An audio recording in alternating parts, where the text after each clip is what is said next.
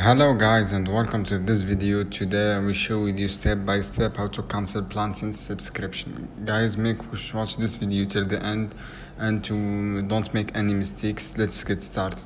First need guys, open your App Store or Google Play Store as you can see here, and go to Google account and go to click your account and say payment subscription and click to subscription. Guys, in my case I don't have the premium subscription, and if you have premium subscription you then click the cancel, and that you will go ahead and cancel your subscription. Here as you can see here you find the cancel option, and you can got any remaining days left, and that you will continue be used until that. And this is how you can cancel easily on your Android device mobile. So guys, I hope this video helpful for you. Then don't forget to subscribe and like and share this video for more content, and see you on other videos soon. Keep watching guys.